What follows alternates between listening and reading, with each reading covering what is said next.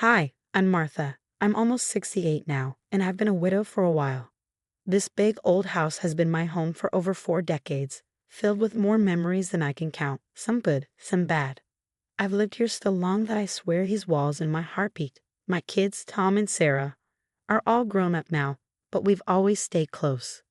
They visit every weekend to help me with yard work and bring groceries. I thought we had a good rhythm, but lately things have started to change. My body's not what it used to be. Arthritis in my hands makes cooking painful, and cleaning the house is an uphill battle. Some days, just getting out of bed feels like running a marathon. So when Tom and Sarah showed up last Sunday with serious looks on their faces, I knew something was up. "Mom, we need to talk," Tom said, looking worried. "What's going on?" "You two look like someone died," I joked, trying to lighten the mood. Sarah spoke up. "We're worried about you, Mom. Living here all alone isn't safe." "I'm fine, really," I insisted, though even I didn't believe my own words. Tom leaned in. "Mom, we've been thinking. What if you signed the house over to us?" I nearly choked on my tea. "What? Why would I do that?" "It's not what you think," Sarah said quickly. "We take care of everything, the bills, the maintenance, all of it. You wouldn't have to worry about anything. And most importantly," Tom added, "we'd make sure you're taken care of right here at home. No nursing homes, no strangers, just us." I'll admit, it sounded tempting. No more struggling with the vacuum or trying to remember if I paid the electric bill. But still, I hesitated. This house is all I have left of their father. Sarah gently took my hand. "Dad would want you to be safe and cared for, Mom. That's all we want too." They kept talking, painting this rosy picture of how things could be. Me, comfortable in my own home, and them handling everything. It sounded like a dream. After a while, I agreed. "If you really think it's for the best." The next few weeks were a blur of lawyers and paperwork. I signed dotted lines and initialed here and there, and before I knew it, the house, the home I have lived in for 40 years, was no longer mine. But surprisingly, I felt relieved, like a weight had lifted. My kids loved me, and I trusted they would take care of me. Everything was going to be fine. "To new beginnings," Tom said, raising a glass of champagne after the final papers were signed. Sarah hugged me tight. "We've got you, Mom, always." I smiled, looking around at the familiar walls, the faded photos, the worn furniture. Everything was going to stay the same, just better. Or so I thought. But things didn't get better. In fact, they got worse. My health took a nosedive. One day, I was managing, and the next, I was struggling to make it to the bathroom without feeling like I'd pass out. Tom and Sarah started acting strange, whispering when they thought I couldn't hear, cutting conversations short when I walked into the room. At first, I figured they were just worried, but something felt off. Then, out of nowhere, this nurse showed up. "This is Nurse Jenkins' mom," Sarah said, all sweet-like. "Just a routine checkup." Nurse Jenkins poked and prodded, asking a million questions. "How often do you fall? Can you dress yourself? Do you remember to take your meds?" I answered as best I could, feeling more like a lab specimen than a person. After she left, I overheard Tom and Sarah talking in the kitchen. "Nurse Jenkins says she needs round-the-clock care," Tom whispered. "We can't provide that," Sarah replied. "Maybe it's time we consider other options." My blood ran cold. Other options? What does that mean? I didn't have to wait long to find out. I was supposed to be napping, but I snuck downstairs when I heard them talking again. "Sunny Meadows has an opening next month," Tom said. "I know it's a nursing home, but they have great reviews." "Mom would be well taken care of there," Sarah sighed. I couldn't believe my ears. A nursing home?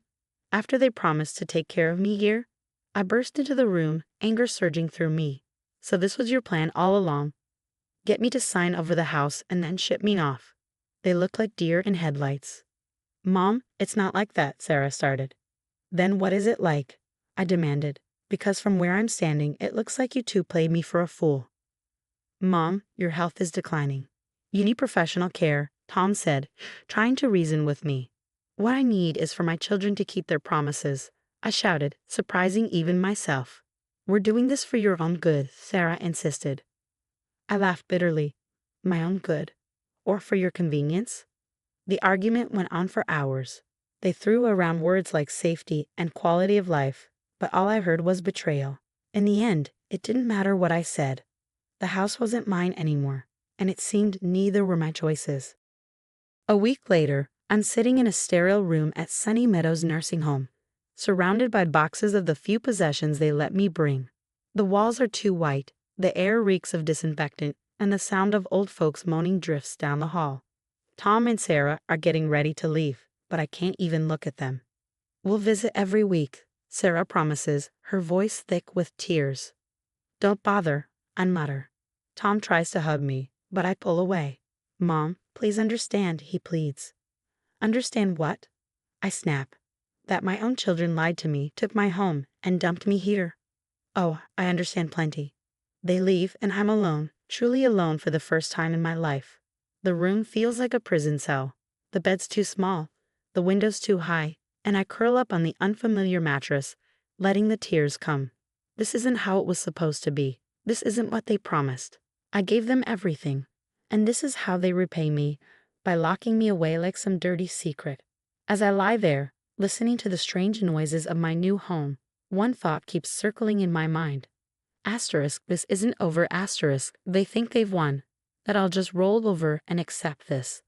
But they don't know me very well if they believe that. This is just the beginning. I'll be damned if I go down without a fight. The first few weeks at Sunny Meadows were hell. I felt like a fish out of water, gasping for air in this cold, sterile place. The nurses were kind enough, but it wasn't home. It wasn't my life. One day, I was sitting in the common room, staring out the window and feeling sorry for myself, when this spitfire of an old lady plopped down next to me. "You look about as happy as a cat in a bathtub," she said, grinning. "Name's Gladys. What's your story, honey?"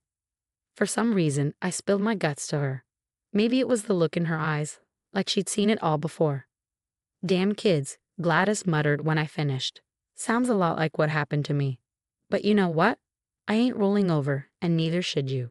She told me about her grandson, Mike, a hotshot lawyer who specializes in elder rights. The next thing I knew, Mike was sitting across from me, all serious in his fancy suit. "Mrs. Martha, what happened to you is not okay," he said, his voice firm. "It's called elder abuse, and it's illegal." "Elder abuse," I repeated, the words tasting bitter in my mouth, but they're my children. Mike leaned forward. "Family or not, what they did was wrong. You have rights, and we're going to fight for them." He explained terms like financial exploitation, emotional abuse, and neglect. It was like he was speaking a new language, but one that finally gave words to what I've been feeling. "You're not alone," Mike assured me. "I've seen cases like yours before. We can build a case, but we need evidence." So I started documenting everything, every broken promise, every unanswered call, every detail of how they tricked me out of my home. Gladys introduced me to other residents with similar stories.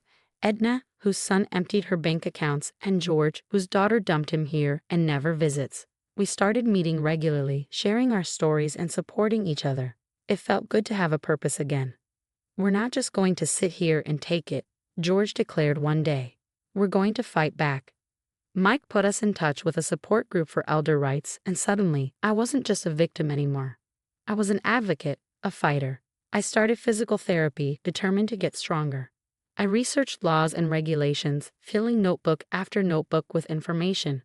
One night, lying in bed, I realized I wasn't sad anymore. I was angry, and that anger was fuel. "You picked the wrong old lady to mess with, kids," I muttered to myself. "Mama's coming for you, and she's bringing hell with her." The next morning, I march into Mike's office, leaving my walker abandoned in the corner. "I'm ready," I announce, fire burning in my chest. "Let's take them down." Mike grins. "That's what I like to hear, Mrs. Martha. Let's get to work." As we sit and plan our next move, I feel more alive than I have in months. My kids thought they could brush me aside, forget about me, but they're about to learn the hard way. Never underestimate a pissed-off old lady with nothing left to lose. This fight is just getting started, and I'll be damned if I don't come out on top. They wanted to put me away and forget about me. Well, I'm about to become unforgettable. Mike and I hit the ground running, building our case brick by brick. We gathered every scrap of evidence, bank statements, property records, even recorded conversations. It was like piecing together a jigsaw puzzle of betrayal. Meanwhile, elder abuse cases started making headlines. Some big-shot celebrities' kids had pulled the same stunt, and suddenly, Everyone was talking about it. I saw my chance and took it. I went on local news, told my story, and before I knew it, it went viral. My wrinkled face was plastered across the internet, my story shared thousands of times. People were outraged, demanding justice. Tom called me, panic in his voice. "Mom, what are you doing?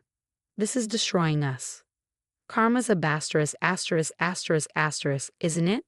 I shot back before hanging up. Sarah lost her job at the bank. Tom's law firm put him on leave. Their perfect little lives were crumbling, and I couldn't find it in me to care.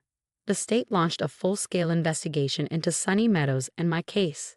Turns out, there was a lot of shady stuff going on there that had nothing to do with me. Mike was in his element, presenting our case to the DA. "We've got them dead to rights," he assured me. "They're going down."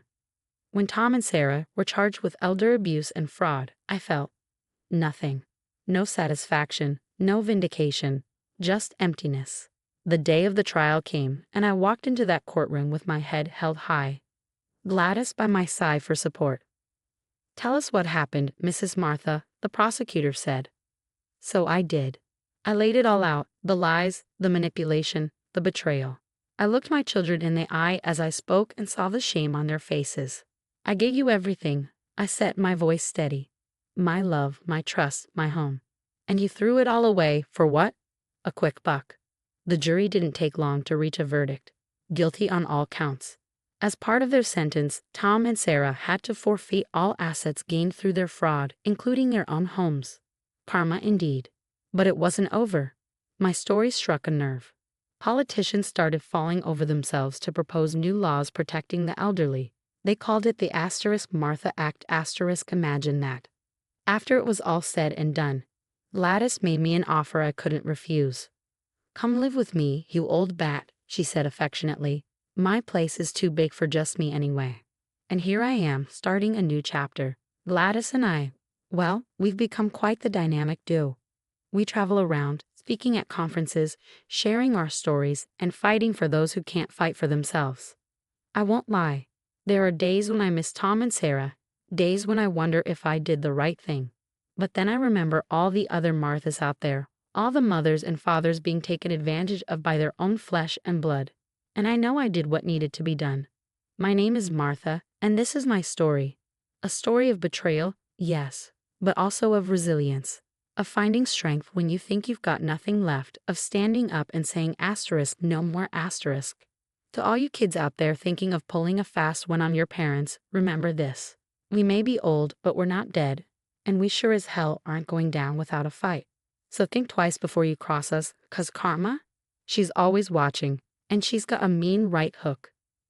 Now, here's something to chew on. If you were in Martha's shoes, would you have taken your kids to court or tried to forgive them? There's no easy answer. On one hand, they betrayed her trust. On the other, they're still family. So where do you draw the line between justice and mercy? Drop your thoughts in the comments.